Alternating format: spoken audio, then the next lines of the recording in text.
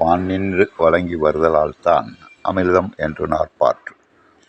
அதாவது அமிழ்தங்கிறார் மலையை. ஏன்?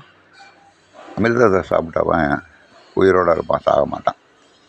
மனித இனம் தோன்றியதிலிருந்து இன்று வரை மனித இனம் என்று ஒன்று வாழ்ந்து கொண்டு இருக்கிறது. எனவே தான் அது அமிழ்தம் அப்படின்னு சொன்னார்.